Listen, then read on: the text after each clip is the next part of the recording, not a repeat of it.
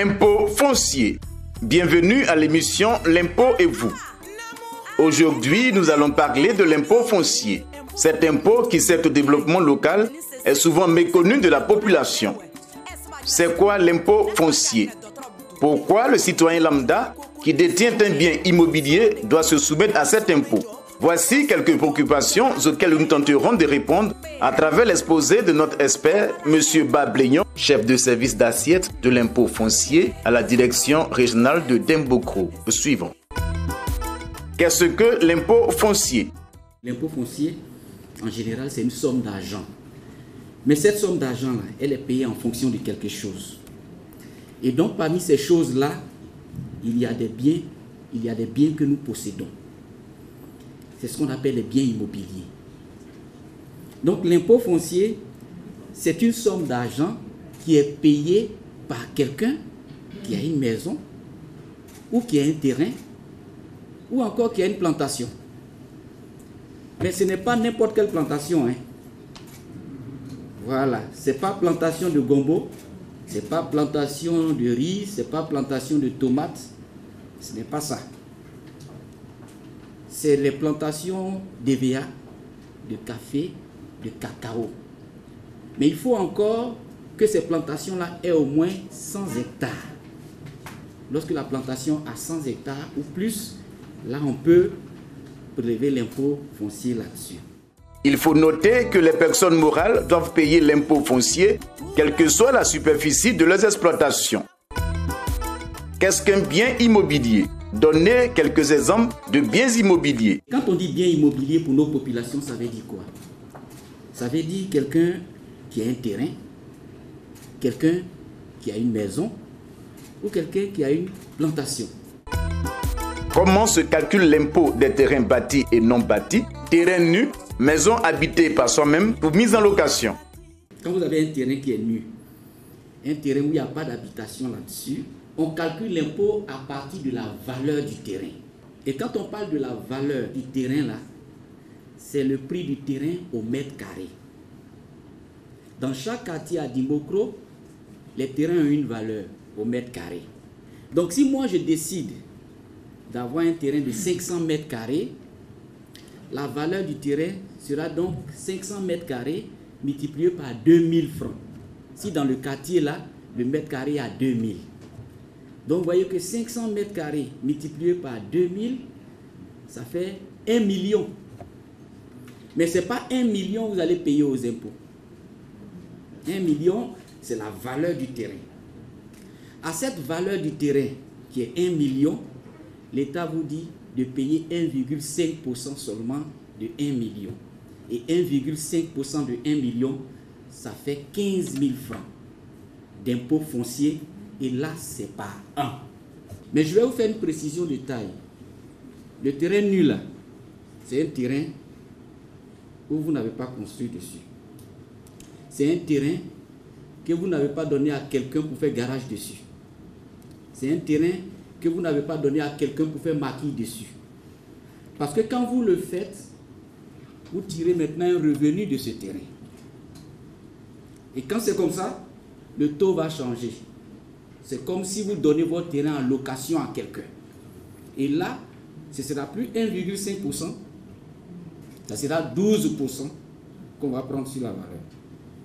Pour une maison, par exemple, qui ferait 100 000 francs, 100 000 francs par mois. Vous allez donc, sur l'année, faire un calcul. Si vous percevez 100 000 francs par mois, si la maison a une valeur de 100 000 francs, ou bien si elle est louée à 100 000 francs, vous faites 100 000 francs multiplié par 12, parce qu'il y a 12 mois dans l'année, ça va faire une valeur qui est 1 200 000. C'est ce que nous on appelle dans notre langage technique la valeur locative. C'est la valeur de votre maison si vous la mettez en location. Donc ça fait 1 200 000. Maintenant, si cette maison est mise en location, cette valeur locative-là, vous allez appliquer simplement 12% là-dessus. C'est ce que vous allez payer aux impôts. Et 12% sur 1 200 000, ça va vous faire 144 000 francs d'impôt foncier par an. Quand vous habitez vous-même votre maison, le taux change également. Ce n'est plus 12%, mais cette fois-ci, c'est 3% sur la valeur. La valeur reste telle.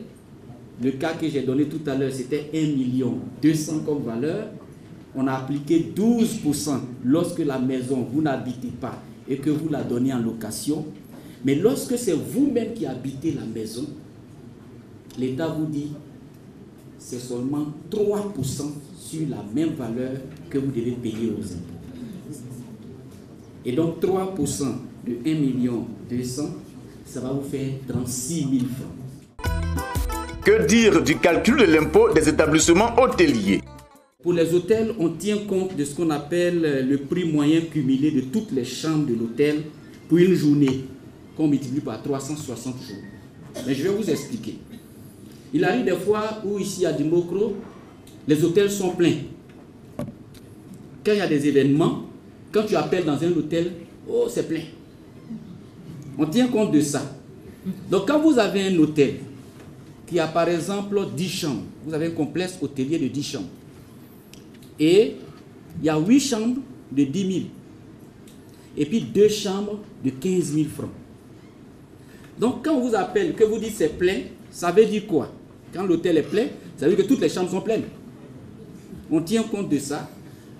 Quand toutes les chambres sont pleines, pour un établissement de 10 chambres, où il y a 8 chambres de 10 000 et 2 chambres de 15 000, ça veut dire que quand c'est plein, les 8 chambres de 10 000 vont rapporter 80 000.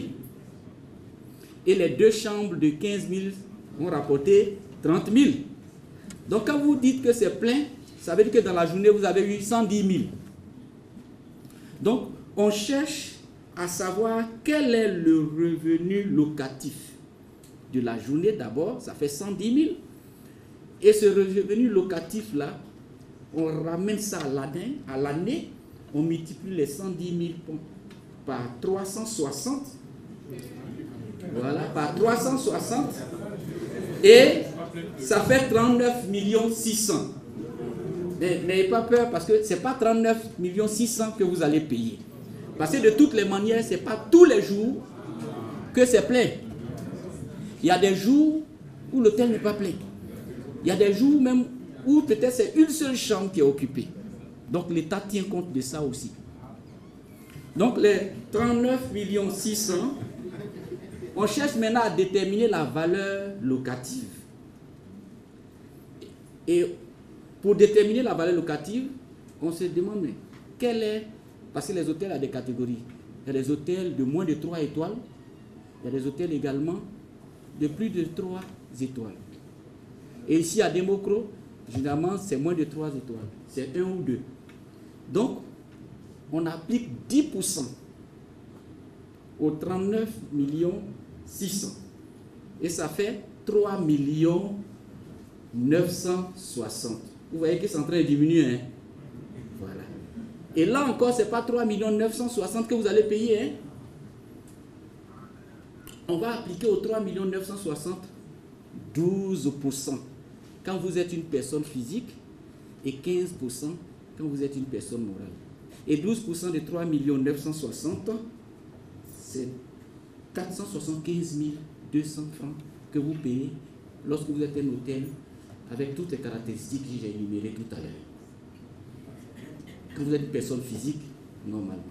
Et quand vous êtes une personne morale, c'est 15% de ces 3 960 000 et ça vous revient à 594 000 francs par an que vous payez lorsque c'est un établissement hôtelier.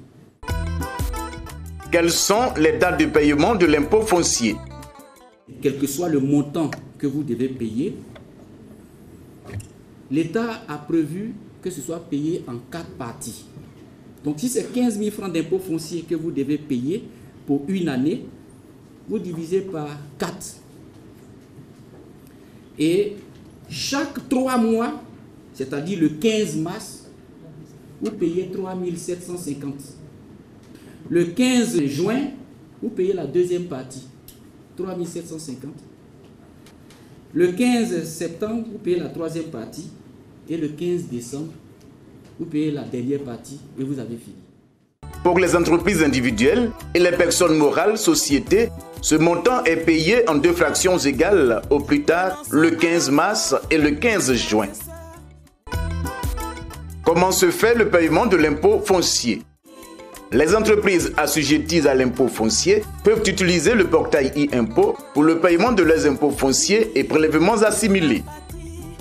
Les propriétaires personnes physiques de terrains nus, bâtiments, maisons, appartements et magasins, en plus de se rendre dans les recettes des impôts, peuvent également effectuer le paiement de leurs impôts via les opérateurs de téléphonie mobile.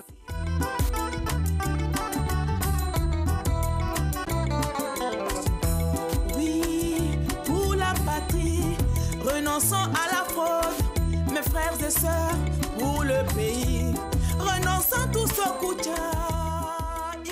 Que retenir au thème de cette émission? L'impôt foncier contribue au développement de notre nation car c'est grâce à cette contribution du citoyen, contribuable client, que l'État construit des routes, des écoles, des hôpitaux, etc. Les contribuables, personnes physiques, sont invités à se rendre dans leur centre des impôts du lieu de situation de leur bien immobilier ou utiliser la solution DGI Mobile via leur téléphone portable pour le paiement de leur impôt foncier au titre de la 3e fraction fixée au 15 septembre 2022. Ensemble, cultivons le civisme fiscal.